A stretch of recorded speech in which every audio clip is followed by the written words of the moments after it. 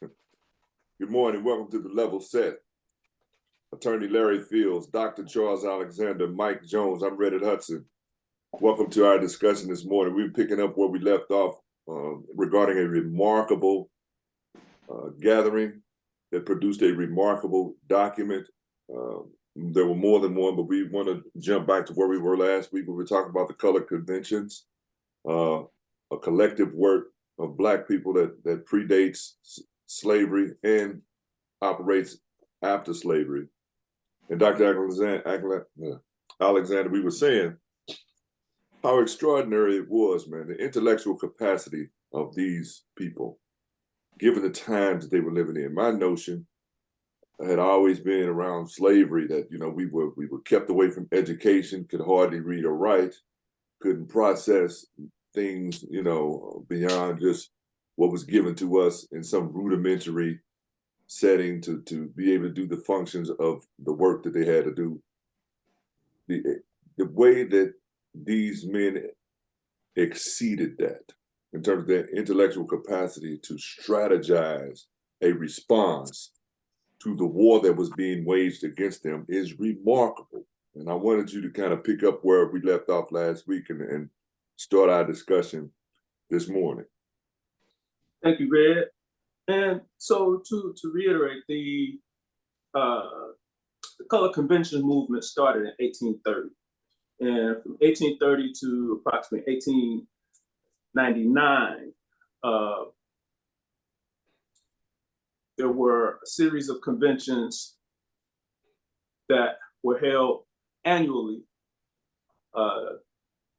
much of which was occurring in what was referred to as the Northwest Territory. So what became Ohio and Illinois and Wisconsin, and then there were things that were occurring. There were, I'm sure there were a couple that occurred in New York, and then once we get on the other side of the Civil War, then you start to see them occur in Kentucky, and it's like 3 in Missouri. At least one of the 3 in Missouri occurred in St. Louis. No, it was 3 in Missouri. 1 occurred in St. Louis, 1 occurred in Jeff City, and 1 occurred in Kansas City. And so, but prior to the Civil War, what these were conventions of freedmen and women from wherever they were. And they convened, and in 1830, they established a platform that if you read the subsequent, the minutes from the subsequent conventions, you see the continuity and in terms of our needs. And as we will continue to discuss today, you'll see it becomes very clear that the platform of the Colored Convention of 1830 and subsequent conventions is the same platform that we are currently struggling to articulate now. And some of it is really for the same reason but we don't understand it as such. So I want to add to the conversation today the convention of 1848. So what we talked about in the past 2 sessions was the convention of 1854, which I believe was also in Cleveland. And at that time, the president of the convention was Martin Delany. And the convention that I'm adding today, which is the convention of 1848, which is in Cleveland, at that point, Frederick Douglass was the president of the convention. And when you get a chance to read all of the documentation, it's very interesting because each of them, as the president, gave the keynote address for those respective conventions. And when you read their addresses, these are addresses that you are familiar with and that you know are attached to each of these men respectively. What you didn't know is the context from which it came. And so,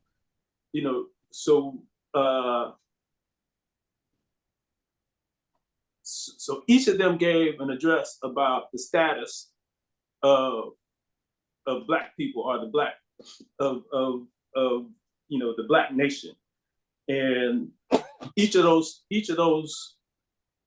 presentations are well known, but people did not know that those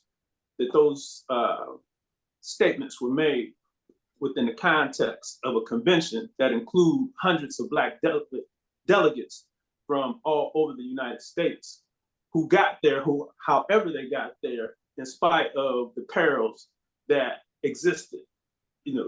The perils that existed, even if the people around wherever they were from knew that they were convening such a meeting. Right. The threat that even put, that posed, let alone the types of things that they were contemplating. And so, however you would like to proceed, we can kind of roll with it. Yeah, all of what you just said, Dr. Alexander, I'm going to take into consideration, man. Imagine someone who was an enemy of Black people becoming aware of the intent and purpose of this gathering and catching you on your way to it. Just out. What could happen? But I wanted to throw it to the panel, man. It's again, the fact that 200 years ago, when you look at it in context, we were still trying to address the same issues that we need to address collectively today. And in many respects haven't made a sustainable progress in that regard, speaks to a lack of all of what we would require to be successful, Mike, that you talk about all the time, man. Leadership, a sense of collective identity has been lost, an awareness of the problem, which would give us a theory of the case to even begin a discussion collectively around what do we need to be doing, what do we need to address, is absent. And I don't know how we put it in place, man. We need new strategies. And really, Charles just stirred up a whole, bee's nest full of ideas and thoughts.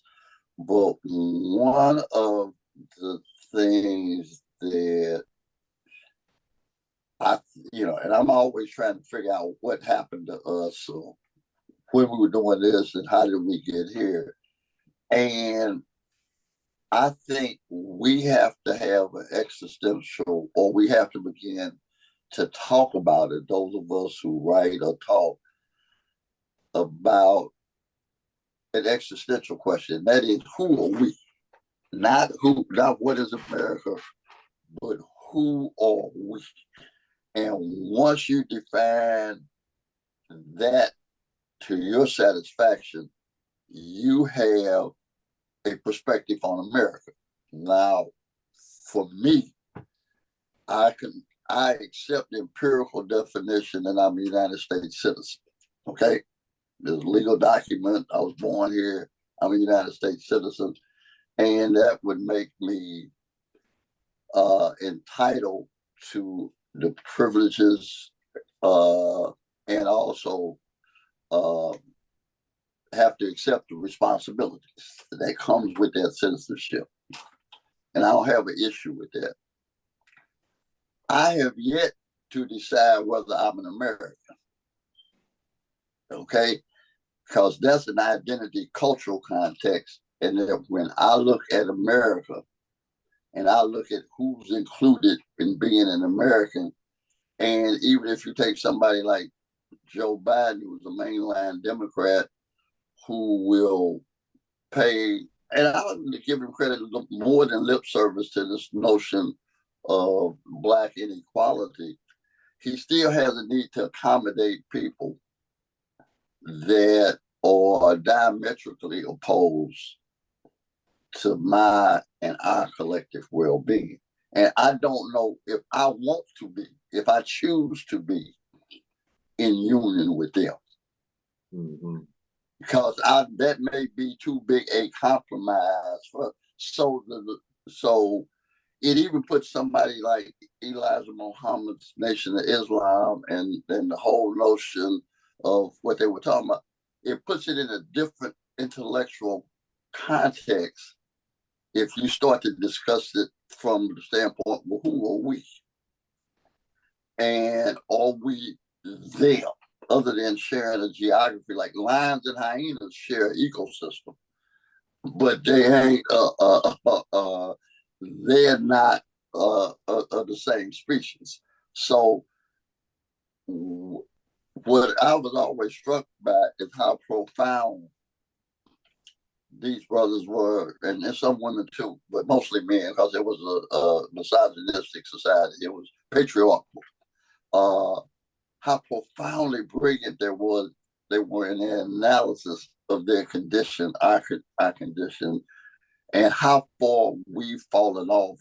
Because as we've adopted the goal of being integrated to America, into America, Americans are the most intellectually uncurious people on the planet, and they're most willfully, actively ignorant. Why it's so easy to lie to them. So yeah, and we have become literally just like them, because if you separate, and I don't know when it happened, but I'm gonna put it on a frat brother. I'm gonna put it on Jesse, who was brilliant, but who became a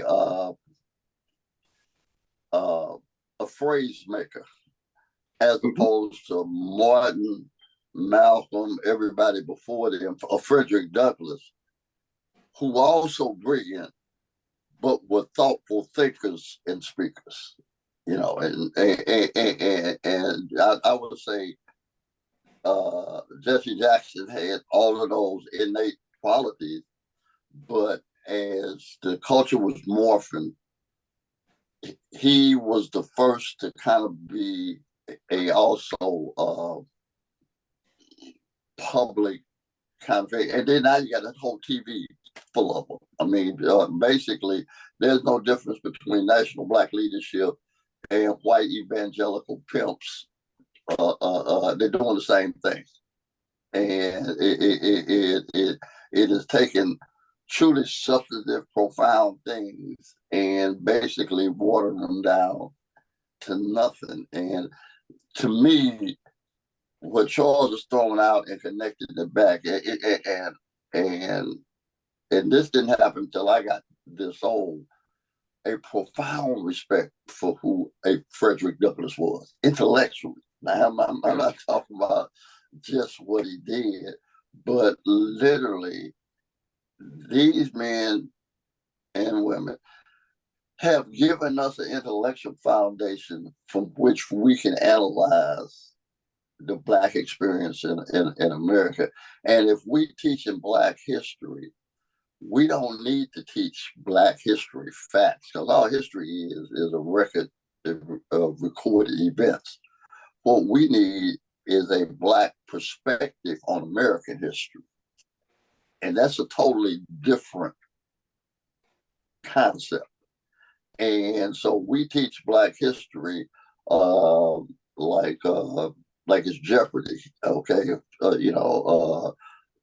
Black leaders for $500,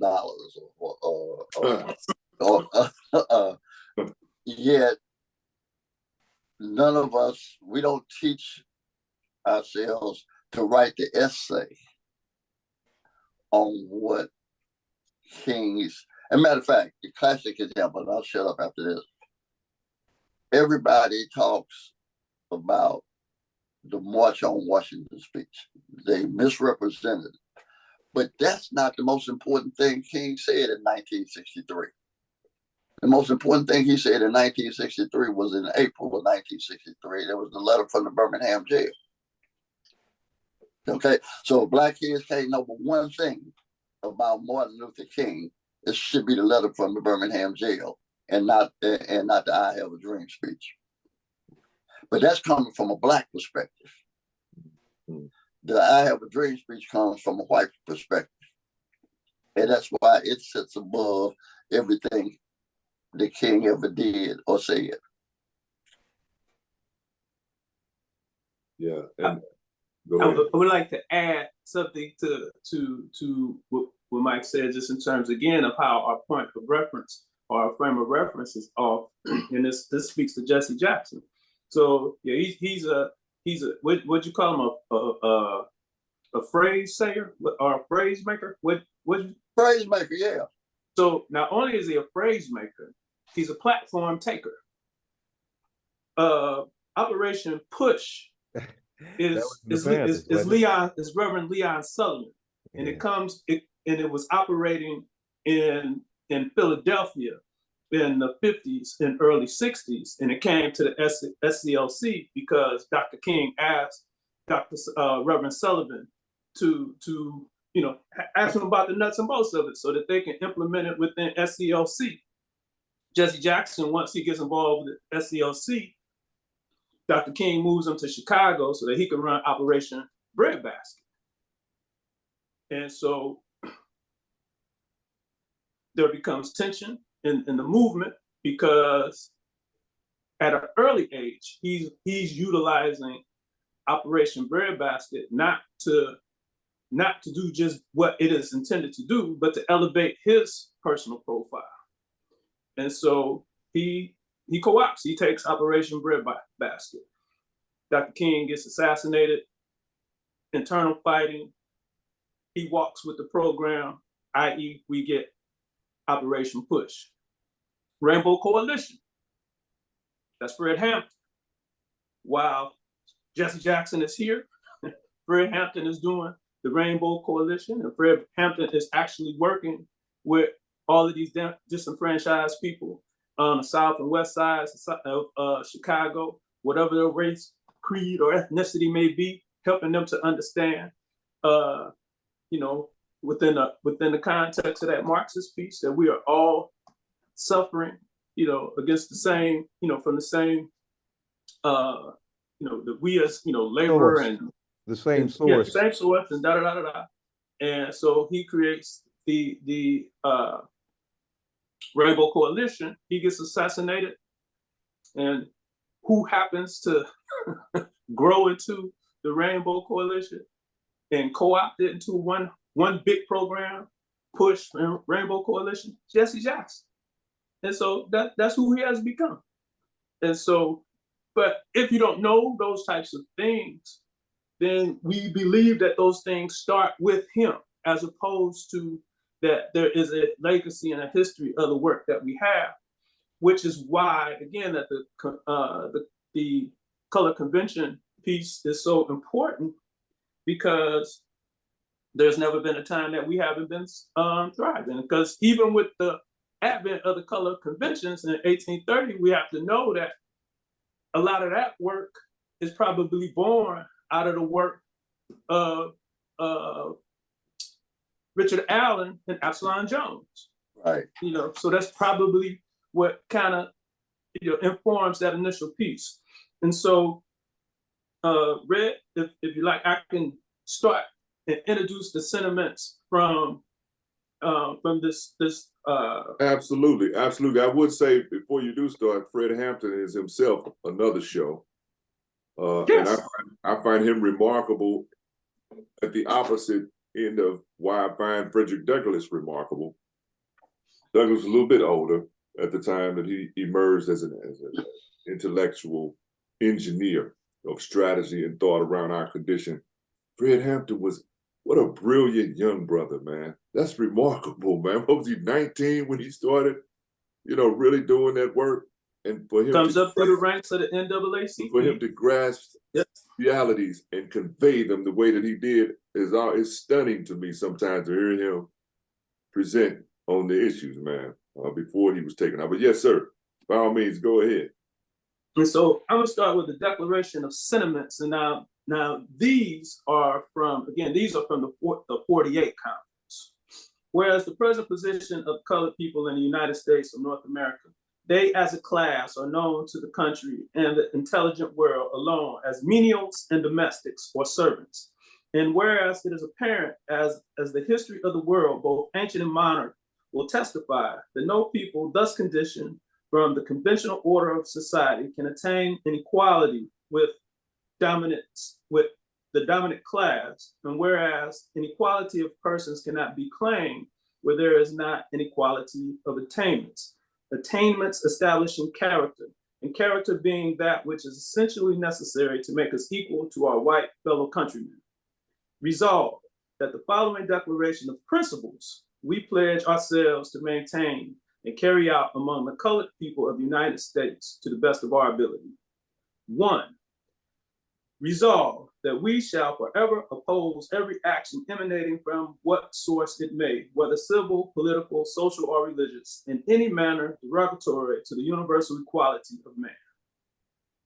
2. Resolve that whatever is necessary for the elevation of one class is necessary for the elevation of another. The respectable industrial occupations as mechanical trades, farming, or agriculture, mercantile, and professional business, wealth, and education being necessary for the elevation of the whites, therefore those attainments are necessary for elevations of us. 3. Resolve that we impressively recommend to our brethren throughout the country the necessity of obtaining a knowledge of mechanical trade, farming, mercantile business, the learned professions, as well as the accumulation of wealth as the essential means of elevating us as a class.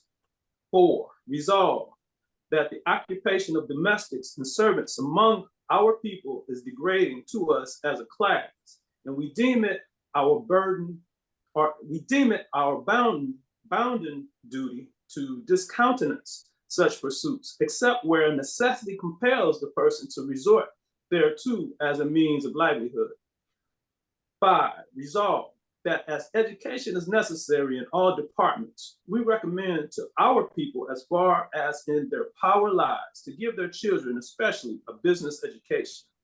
6. Resolve that the better to unite and concentrate our efforts as a people, we recommend the formation of an association to be known as and they're going to carry this one out, so they hadn't actually decided. Number 7, resolve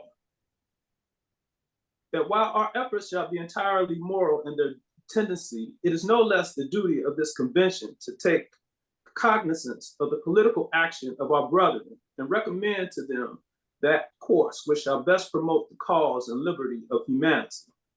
8, resolve that we recommend to our brethren through our several states to support no person or party, let the name or pretensions be what they may, that shall not have for their object the establishment of equal rights and privileges without distinction of color, claim, or condition. 9, resolve that holding liberty paramount to all earthly considerations, we pledge ourselves to resist properly every attempt to infringe upon our rights.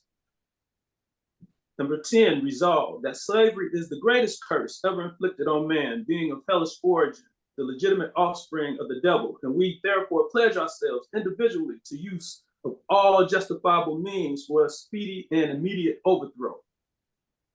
11, whereas a knowledge of the real moral, social, and political condition of our people is not only desirable, but absolutely essential to the intelligent prosecution of measures for our elevation and improvement, and whereas our present isolated condition makes the attainment of such knowledge exceedingly difficult, therefore resolve that this national convention does hereby request the colored ministers and others persons throughout the northern states to collect or cause to be collected accurate statistics of the condition of our people during the coming year in various stations and circuits in which they may find themselves located, and that be and hereby are requested to prepare lists stating, first, the number of colored persons in the localities where they may be stationed, their general, moral, and social condition, and especially how many are farmers and mechanics, how many are merchants or storekeepers, how many are teachers, lawyers, doctors, ministers, and editors,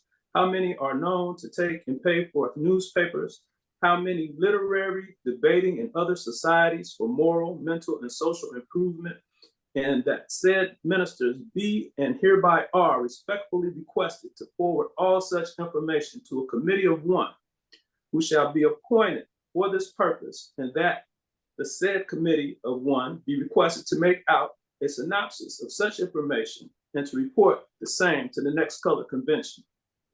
12, resolve that temperance is another great lever for elevation, which we would urge upon our people and all others to use, and earnestly recommend the formation of societies for its promotion.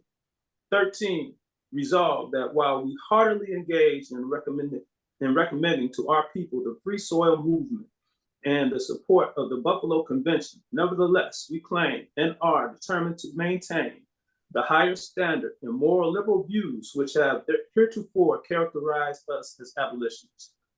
14, resolve that as liberty is a right inherent in man and cannot be arrested without the most flagrant outrage, we recommend to our brethren in bonds to embrace every favorable opportunity of effecting their escape. 15, resolve that we pledge ourselves individually to use all justifiable means in aiding our enslaved brethren in escaping from the Southern prison house of bondage. 16, resolve that we recommend to the colored people everywhere to use every just effort in getting their children into schools in common with others in several locations. 17, whereas American slavery is politically and morally an evil of which this country stands guilty and cannot be abolished alone through the instrumentality of moral suasion, and whereas the two great political parties of the Union have by their acts and nominations betrayed the sacred cause of human freedom, and whereas a convention recently assembled in the city of Buffalo having for its object the establishment of a party in support of free soil for a free people, and whereas said convention adopted for its platform the following noble expression: free soil, free speech, free labor, and free man, and believing these expressions, we calculated to increase the interest now felt in behalf of the downtrodden and oppressed of this land. Therefore, resolve that we recommend to all colored persons in possession of the right of the elective franchise, the nominees, or that body for their suffrages, and earnestly request all good citizens use their united efforts to secure their election to the chief offices in the gift of the people. Resolve that the great Free Soil Party of the United States is bound together by a common sentiment expressing the wish of a large portion of the people of this union, and that we hail with delight this great movement as the dawn of a bright and more auspicious day. 18, resolve the love to God and man and fidelity to ourselves ought to be great model which we urge upon our people. 19, to the honorable members of the Convention of Citizens of Color of the United States of America, greeting. I beg leave to report for consideration the result of my labors as an agent to promote and project of home immigration to the state of Michigan. So we're going to skip the rest of that part and jump down to the rest of the. Okay. Because that's not that it's not important, but it's actually a brother was allowed to come to the floor and speak on something in the context of these resolutions. So I'm gonna jump down to 20. Resolve that the thanks of this convention be tendered to the president for the able and impartial manner in which he has presided over its deliberations. And again, the president is, in this case, the president is Frederick Douglass. And actually, that is the end. Resolved that this convention adjourned at this time at 8:00 p.m. That was Dr. the Alexander, 21st resolution. Run through that list.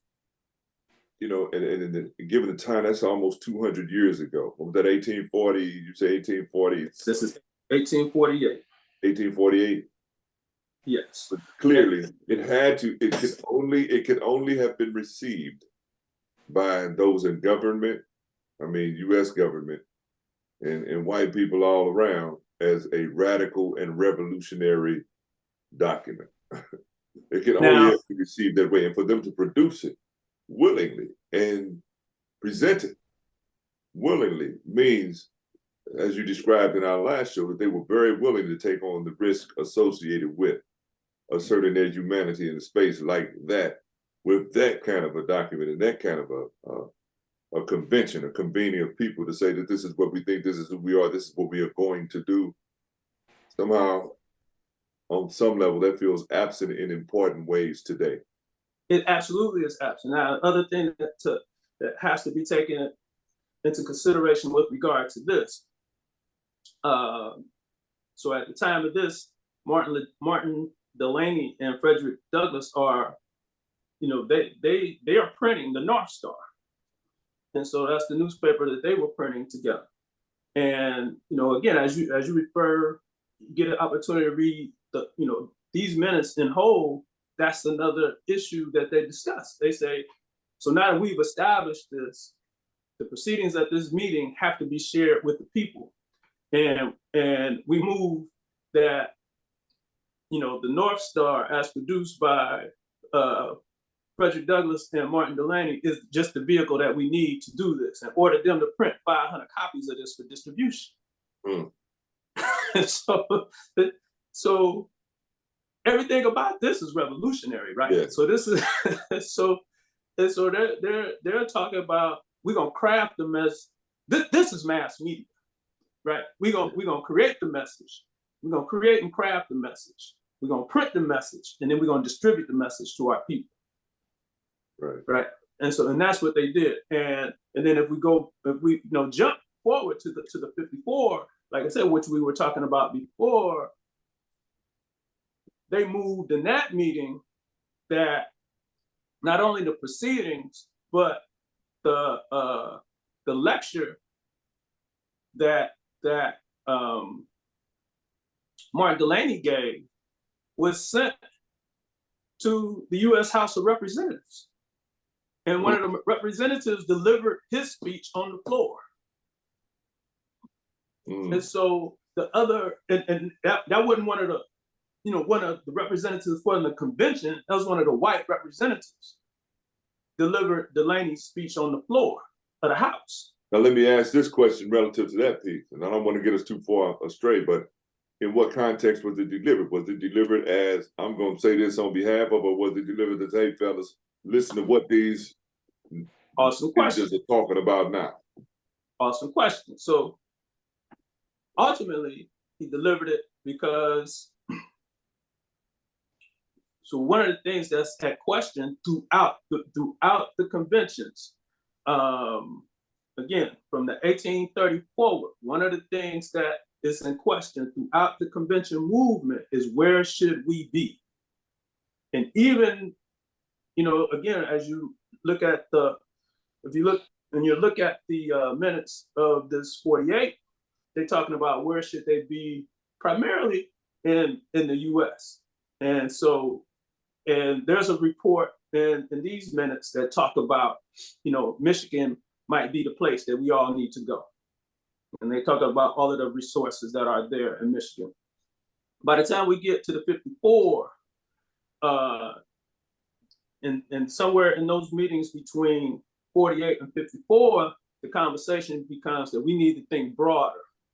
And so what is occurring also at this time is a movement among white folks to ship us out anyway, which starts in that 1830s or whatever. They're trying to come up with ways to get us out of here.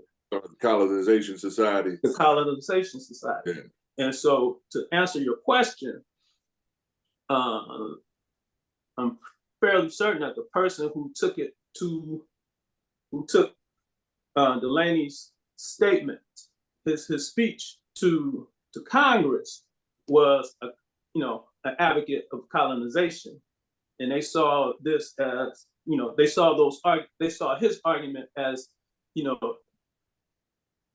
as consistent with the efforts of the colonization movement, because in Delany's speech, he's speaking about, we need to be looking at, South and Central America.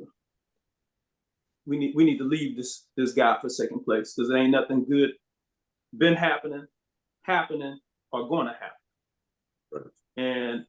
And so, but I think one of the things that we struggle with right now is that we believe the white people treat us the way that they treat us because they don't know that they don't know none of this. White people know all of this, at least the white people who treat us the way they treat us. Right. And so the white people who are in charge of whatever it is that we don't get to do, they kind of know this. And we struggle with this thought and notion that everything that happens to us is, is because of these one-offs. And if everybody was, just some mythological thought that we have about why racism exists. Well, but we have no idea that these things were always going on, and they were always going on at the same time. Mike Jones. Yeah, to that point, the historical reality writ large in America is in the 19th century, white people who were adamantly anti-slavery were not necessarily pro-Black. And their critique of the moral dimensions of slavery had more to do with what slavery did to the slaveholder than the condition of the enslaved. Okay? And so you could argue that, and I'm going to throw this question to Larry. You could argue that Chief Justice Tammany's opinion in the Dred Scott case was both rational and logical given the set of circumstances. So, because if you take, and people, we teach that like that's some outlier. Mm-hmm. What the man said was in fact the reality of the day. And yes. If you talk to anti-slavers and enslavers, both would agree with what he said. So he's not an intellectual or legal outlier in the American legal or political canon. Matter of fact, that's a mainstream thought if you consider what America was in 1854, 1856, whenever he wrote the opinion. And literally, you just brought the context to it. But our problem is not that we don't know facts. Like I'm going back, we know the history. We can win Jeopardy, but we have no context for anything. It's the difference between data and information, or data and knowledge. Okay, data without context don't mean nothing. It's just a random set of facts. The question is, how do you organize these facts to help explain and define a reality that makes sense for you?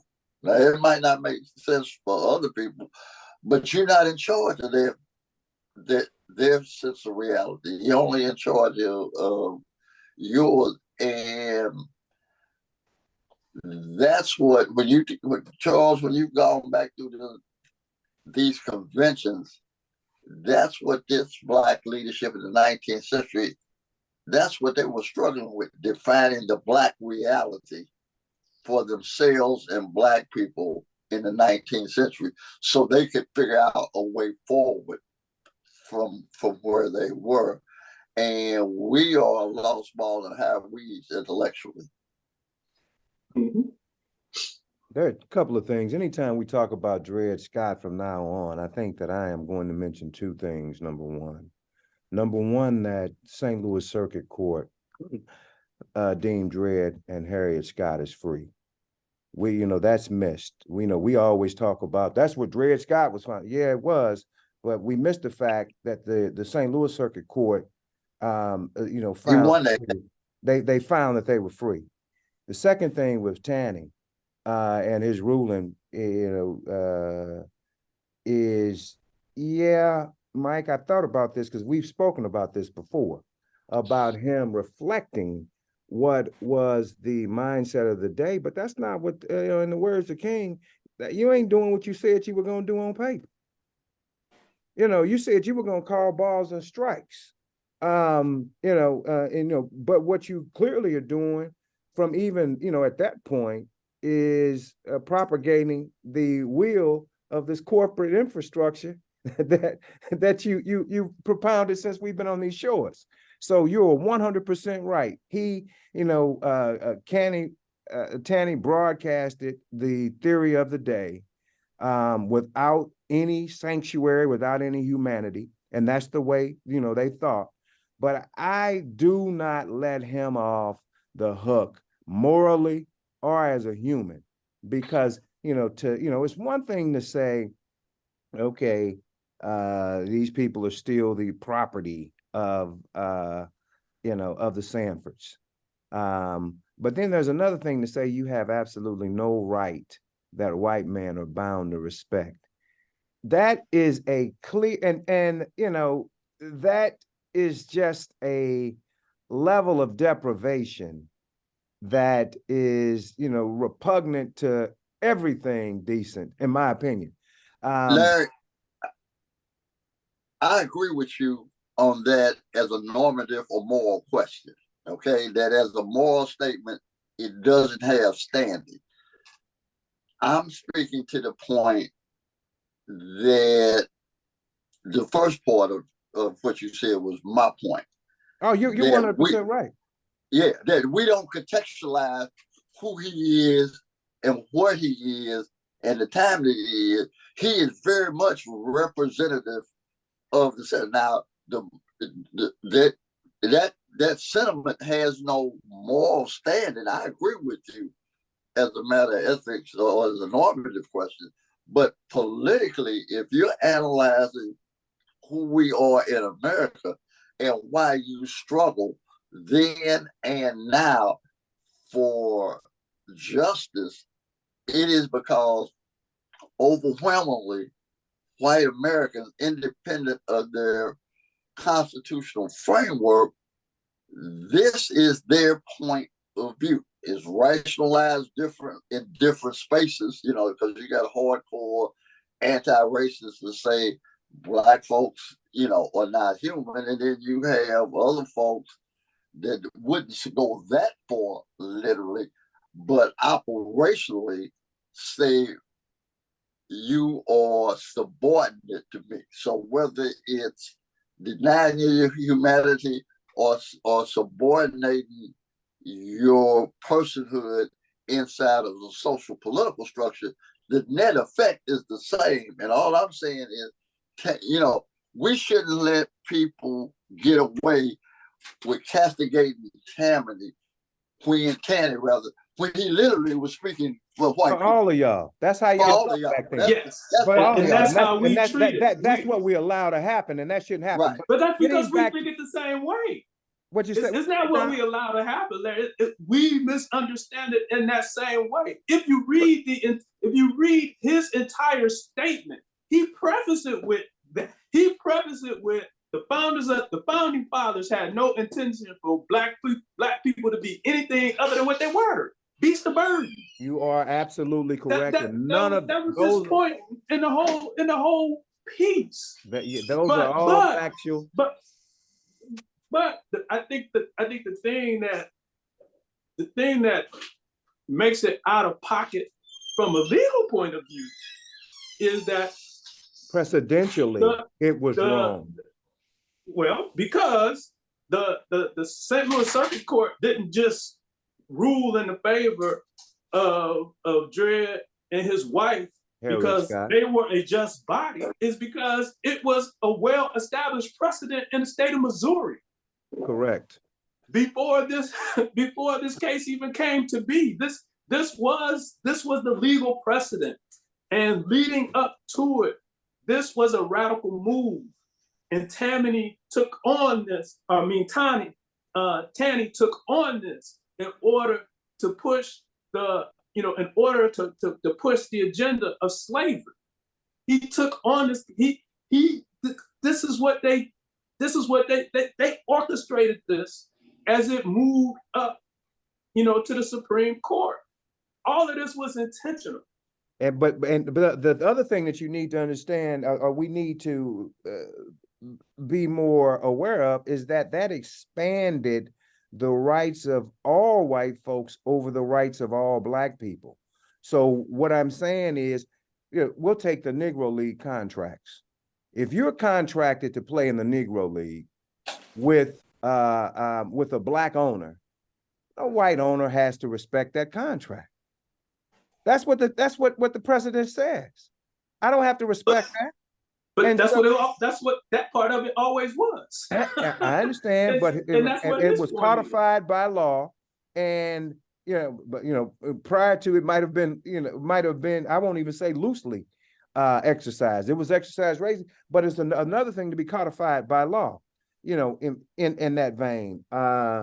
So I mean, it's short of that small window of civil rights legislation, it's increasingly small as history continues. It gets smaller and smaller. But the legislative push of these folks has been the same from day one as it is to right now. Now, I'm going to go to another point that I want Larry to speak to. I would say Tanny was right in pre-Civil War America. Mm-hmm. Now, the 14th Amendment, and this is something, my definition, I ain't a lawyer, but I'm a half-assed barbershop philosopher, so my logic gets to be pretty good. I think Tanny was absolutely right politically from an 1854 standpoint. Mm-hmm. When you amend something, it means to change it.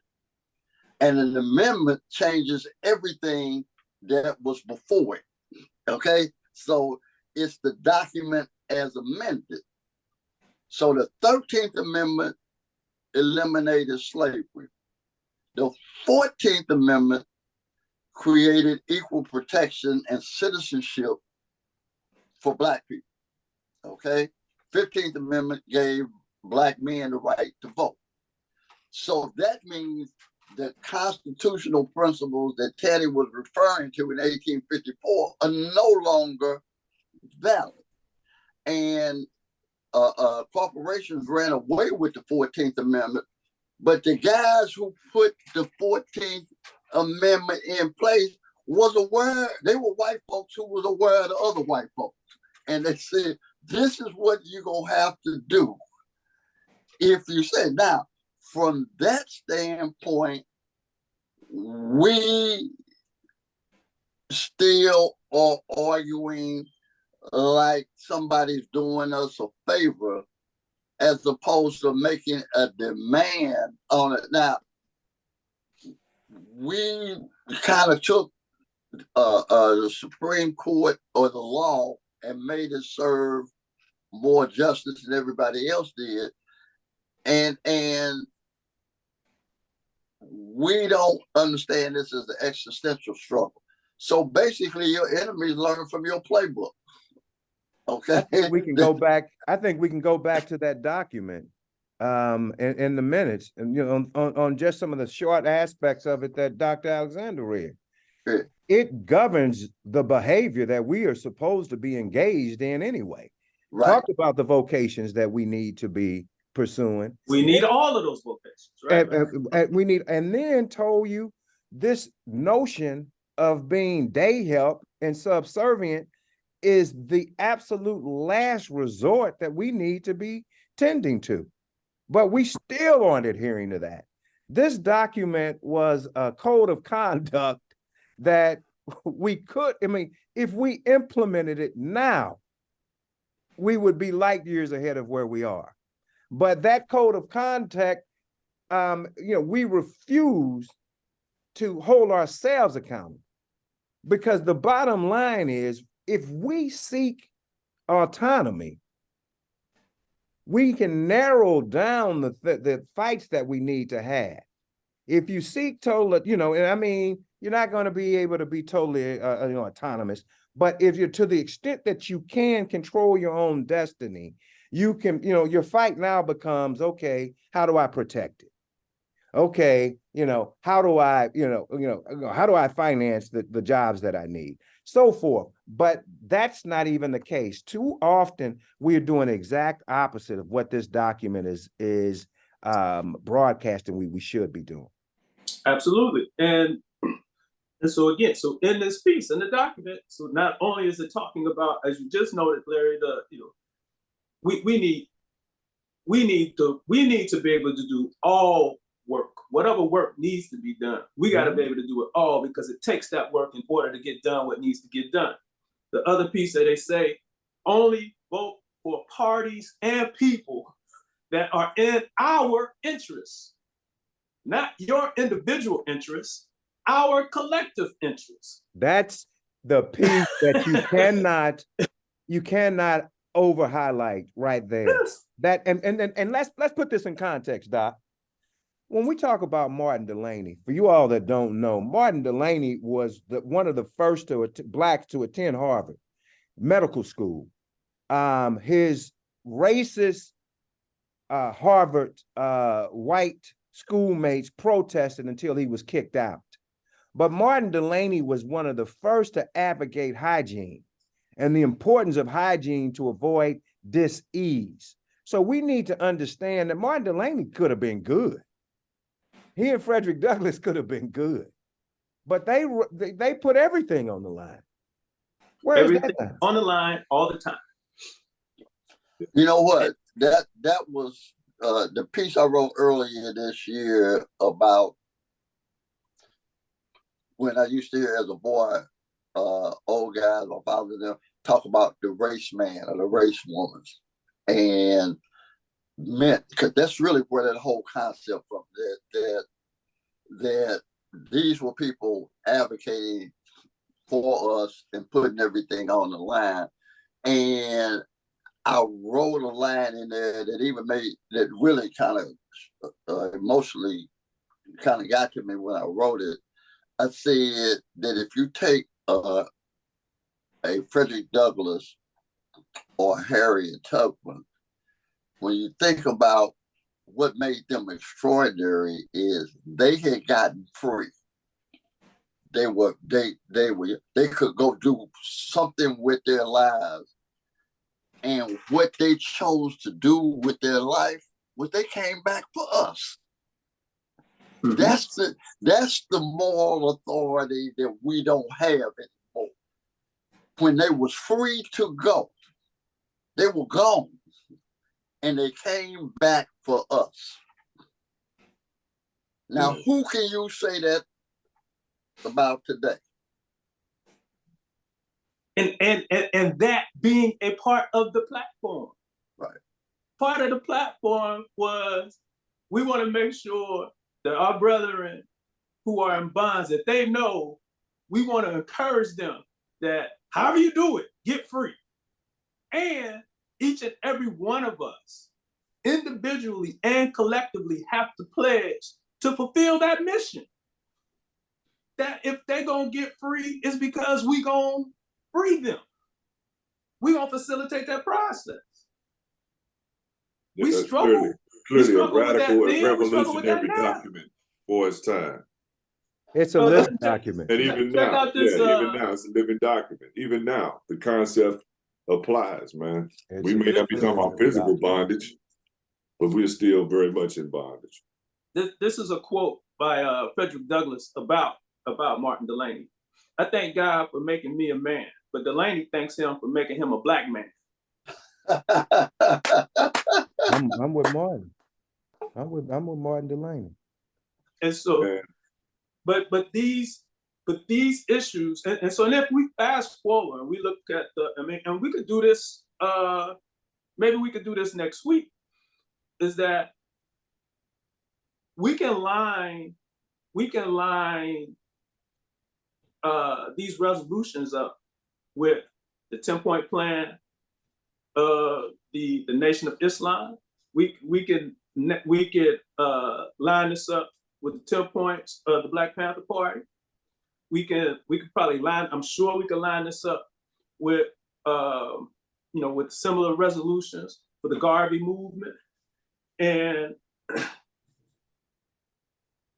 when we get into whatever it is we call, election or political season, and you have some random person in blackface running around talking about what's our agenda, as if our agenda has changed. Our agenda since we've been here has been, citizenship as evidenced by our ability to utilize the franchise, education, health, and employment, so that if we use all of those things, we can acquire what's necessary to stabilize and sustain our communities. That is it, and that is all.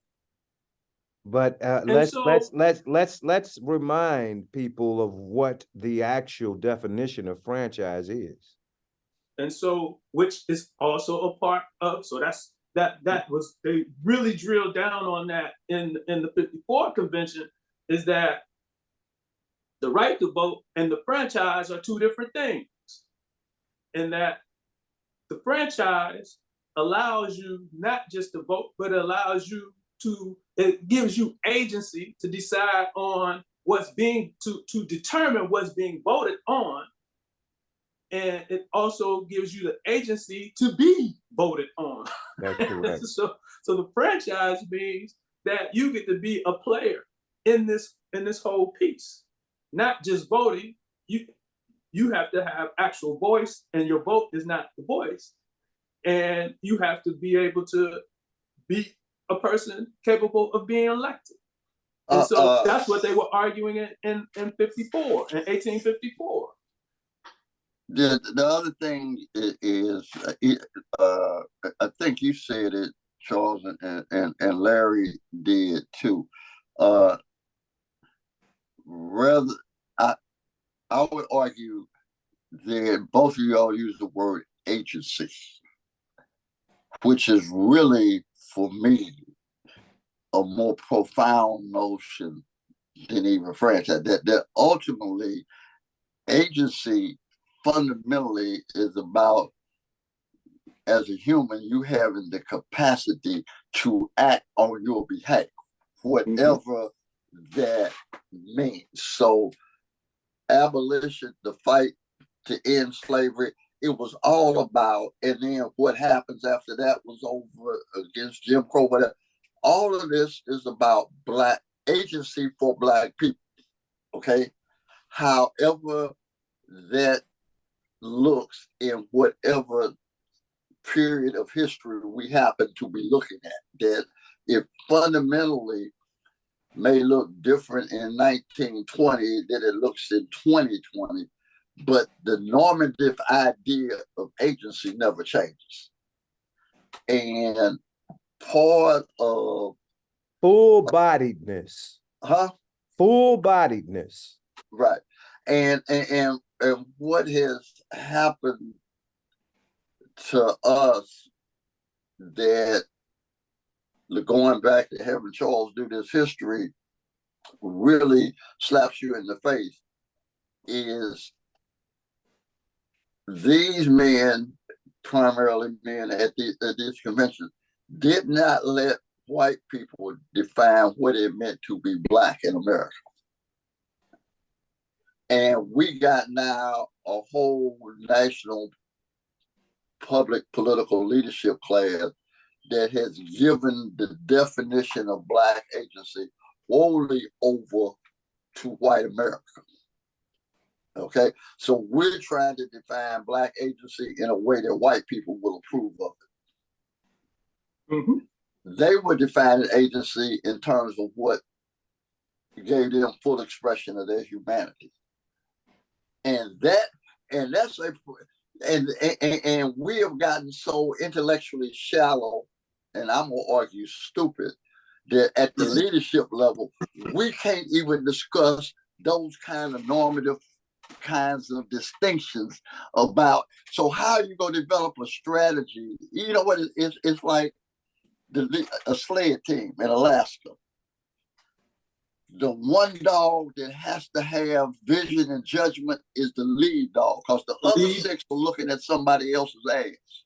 But the only one that can see the trail that they got to follow is the lead dog.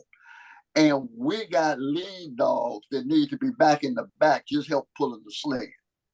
Because that's how the sled goes off the edge, losing the trail and all of that. Because the lead dog can't see and they ain't got no judgment. Or Mike, somebody threw a treat off to the side for the lead dog to pull him that way. Right. That classic.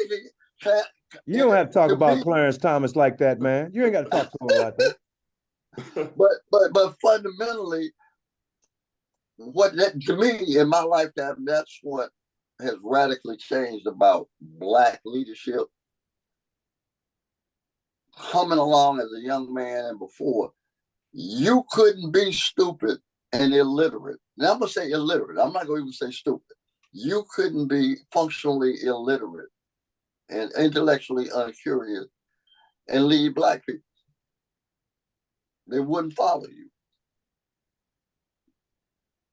Okay, it just didn't happen. You can't think of a historic Black leader that wasn't brilliant. You know, and as we've come kind of a full hour here, Yes. I want to touch on something that Gerald Christmas often interjects in this conversation is our failure, and you've alluded to it, Dr. Alexander, too, our failure to act on what's already been laid out. We don't have to reimagine. We don't have to reimagine it. It's right there, beautifully laid out, I might add, by those who were functioning in circumstances even more challenging than the ones that we are currently existing in right now. At what point does the execution become the agenda? Take what's already been laid out and put it in action.